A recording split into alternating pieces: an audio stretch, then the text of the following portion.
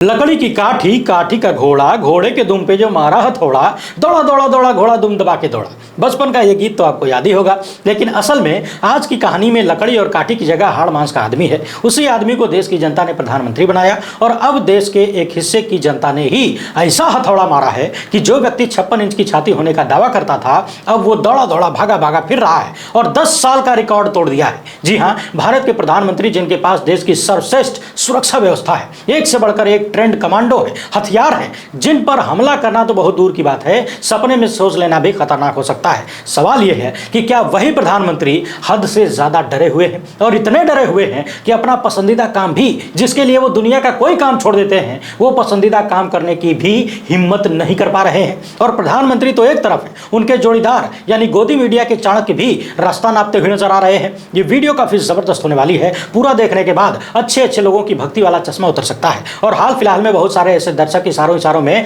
कह भी रहे हैं कि हमने उनका चश्मा उतार दिया है। अच्छी बात है। तो इस वीडियो में हम बात करेंगे कि कैसे प्रधानमंत्री की पिछले कई सालों की मेहनत पर पानी फिर गया है और कैसे एक गलती की वजह से बहुत भयंकर वाला नुकसान भी होने वाला है। और उससे भी बढ़कर वो डर कौन सा है जो प्रधानमंत्री मोदी को जमीन पर जाने से रोक रहा है, यानी जो भगा रहा है। बातचीत शुरू करने से पहले आप सभी से अनुरोध है कि यदि आप पहली बार देख रहे हैं तो फेसबुक पर हमारे पेज को फॉलो कर लीजिए, यूट्यूब पर सब्सक्राइब करके घंटा बजा दीजिएगा, वीडियो को लाइक जरूर किया करिए। ये सब करने में 2-4 सेकंड का वक्त लगता है, लेकिन हमारे लिए बहुत जरूरी होता है। वीडियो को आगे बढ़ने के लिए जरूरी होता है, चैनल को मजबूत होने के लिए जरूरी होता है। हाल फिलहाल में देश के कई राज्यों में विधानसभा के चुनाव होने वाले हैं, मध्य प्रदेश, राजस्थान, छत्तीसगढ़, तेलंगाना, मिजोरम। लेकिन बीजेपी के लिए चौंकाने वाली बात यह है कि अलग अलग सर्वे में जो बातें सामने आ रही हैं, ऐसा लग रहा है कि इस बार कहानी 0-5 की न हो जाए, यानी बीजेपी को 0 से संतोष न करना पड़ जाए। इस तरह की बातें चल रही हैं। कुछ साल पहले आज के प्रधानमंत्री चुनावी रैलियों में छाती ठोंकते हुए कहा करते थे कि इस वक्त देश को 56 इंच की छाती वाला नेता चाहिए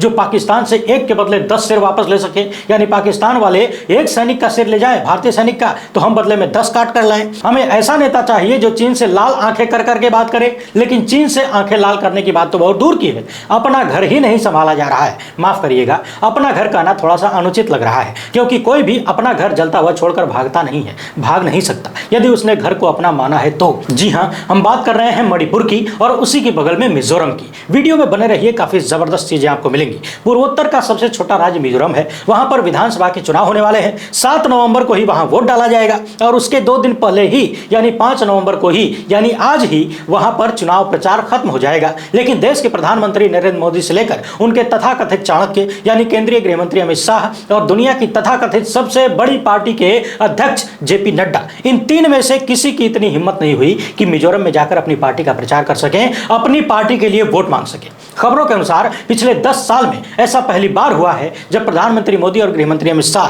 किसी प्रदेश का विधानसभा चुनाव छोड़ दें, प्रचार न करें। प्रधानमंत्री मोदी तो छोटे मोटे चुनाव और उपचुनाव में भी प्रचार करने चले जाते हैं, जिसकी वजह से बहुत सारे लोग उन्हें प्रचार मंत्री कहते हैं कि ये प्रधानमंत्री है कि प्रचार मंत्री है। सवाल ये भी होता है कि पूरे साल तो घूम घूम कर चुनाव प्रचार करते हैं, प्रधानमंत्री पद का काम कब करते हैं? लेकिन 10 सालों का रिकॉर्ड प्रधानमंत्री ने तोड़ दिया, मजबूरी में ही सही, और गृह मंत्री ने भी तोड़ दिया। एक राज्य के विधानसभा चुनाव का बहिष्कार कर दिया। मिजोरम में बीजेपी की तरफ से सबसे बड़े नेता रक्षा मंत्री राजनाथ सिंह गए चुनाव प्रचार में, लेकिन उन्होंने भी कुछ ऐसी बातें बोल दी जो बीजेपी और पीएम मोदी को ही लपेटती हैं। रक्षा मंत्री ने मिजोरम में दावा किया कि जब से केंद्र में भाजपा की सरकार आई है तब से पूर्वोत्तर में तेजी से विकास हुआ है और यहां पर जो दशकों से अलगाववाद चल रहा था वो खत्म हुआ है। शायद ये बोलते हुए उनके दिमाग में ये बातें नहीं रही होंगी कि जहां पर खड़े होकर बोल रहे हैं, अलगाववाद पर भाषण दे रहे हैं, उसी के बगल में मणिपुर है। मणिपुर में कौन सा वाद चल रहा है या कौन सा विवाद चल रहा है जो पिछले 6 महीनों से मणिपुर को जला रहा है? और जब से जला रहा है तब से प्रधानमंत्री पूर्वोत्तर से दूर नजर आ रहे हैं। पूरे भारत में घूम घूम कर चुनाव प्रचार कर रहे हैं,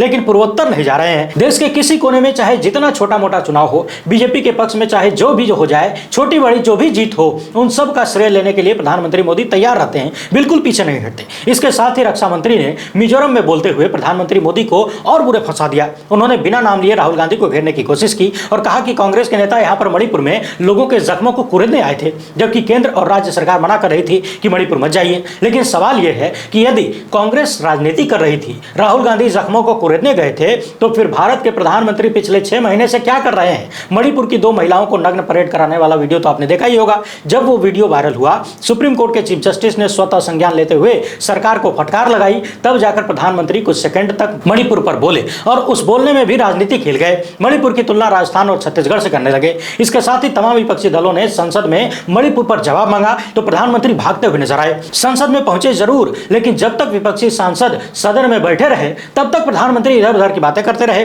और जैसे ही देखा कि सारे विपक्षी सांसद उठकर चले गए, तब मणिपुर पर अपनी गाथा शुरू की। लेकिन उस गाथा में भी किसी की कोई जिम्मेदारी नहीं बताई। कुछ महीने पहले आपने भी देखा था कि मणिपुर के मुख्यमंत्री इस्तीफा लिखकर उसे देकर अपना पद छोड़ने जा रहे थे, लेकिन उन्हीं के कार्यकर्ता ने इस्तीफा छीनकर उनसे फाड़ दिया। लेकिन ताज्जुब की बात यह है कि मणिपुर के मुख्यमंत्री के पास दूसरा पन्ना ही नहीं था कि दोबारा इस्तीफा लिख सकें, या फिर कलम नहीं रही होगी मणिपुर में, मिली नहीं होगी। यानी मणिपुर एक छोटा सा राज्य जहां पर सैकड़ों लोगों की मौत हो गई, हजारों घर और सरकारी इमारतें जला दी गई, सशस्त्र बलों से हथियार छीन लिए गए, थाने लूट लिए गए। मणिपुर के राज्यपाल के अनुसार वहां पर 1000 से भी ज्यादा लोगों की मौत हो चुकी है। सैकड़ों मंदिर और चर्च जला दिए गए। हालात बेहद गंभीर हैं। खुद बीजेपी के बड़े बड़े नेताओं के घरों पर हमले होते हैं, वहां के मुख्यमंत्री के घर पर भी हमले की कोशिश की गई। तो सवाल यह है कि राहुल गांधी यदि मणिपुर में जख्मों को कुरेदने गए थे तो प्रधानमंत्री भी चले जाते, उन्हीं जख्मों पर मरहम लगा देते। किसने रोका था? क्या उनके हवाई जहाज में तेल नहीं था जो हजारों करोड़ का हवाई जहाज खरीद कर लाए हैं? बैठकर चले जाते उसी में टूर करने। किसने रोका था? यदि मणिपुर के मामले पर कांग्रेस राजनीति कर रही थी तो 6 महीने से आप क्या कर रहे हैं? प्रधानमंत्री मोदी क्या कर रहे हैं? ये कौन सी नीति कर रहे हैं?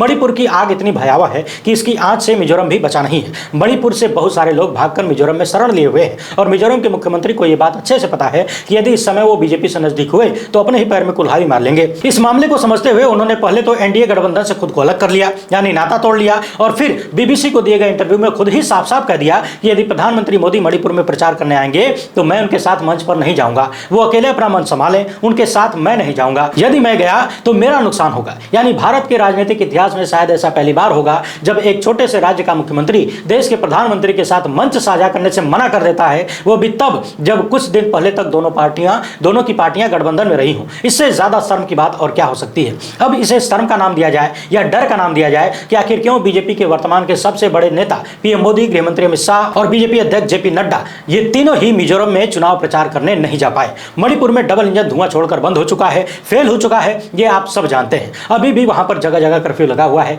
मोबाइल इंटरनेट की सुविधा लोगों को नहीं मिल रही है। इन सारी परिस्थितियों को देखते हुए शायद बीजेपी के बड़े बड़े नेताओं को यह समझ में आ गया कि पिछले कुछ सालों में पूर्वोत्तर में उन्होंने जो जमीन तैयार की थी, जो मजबूत बने थे, वो जमीन अब खिसकने लगी है। और पिछली बार तो मिजोरम में एक सीट मिल भी गई थी, इस बार शायद वो भी न मिल पाए क्योंकि खुद बीजेपी ने ही सरेंडर कर दिया है। कुछ दिन पहले ही जैसे ही मिजोरम के मुख्यमंत्री ने पीएम मोदी के साथ मंच साझा करने से मना किया तो प्रधानमंत्री का मिजोरम दौरा रद्द हो गया। इसके बाद कहा गया कि उनकी जगह गृहमंत्री अमित शाह जाएंगे। लेकिन जिस दिन गृहमंत्री को मिजोरम जाना था, यानी जिस दिन मिजोरम जाने की खबरें आई थी, उसी दिन वो छत्तीसगढ़ और मध्य प्रदेश में चुनावी रैली कर रहे थे। यानी उनका भी मिजोरम जाने का कार्यक्रम रद्द हो गया। यानी कुल मिलाकर एक बात तो साफ है कि मिजोरम में दिल्ली सरेंडर कर चुकी है। दिल्ली यानी भाजपा वाली दिल्ली। प्रधानमंत्री मोदी से लेकर गृहमंत्री अमित शाह और खुद जेपी नड्डा को भी पता चल चुका है कि मिजोरम में उनका पत्ता पूरी तरह से साफ है, भैंसिया डूब चुकी है और वहां मेहनत करने का कोई परिणाम नहीं मिलने वाला है। उधर छत्तीसगढ़ में भी बीजेपी की एक गारंटी ने बीजेपी को ही उल्टा फंसा दिया है। मोदी की गारंटी नाम से वहां पर गृहमंत्री अमित शाह ने 500 रुपए में सिलेंडर देने का वादा किया,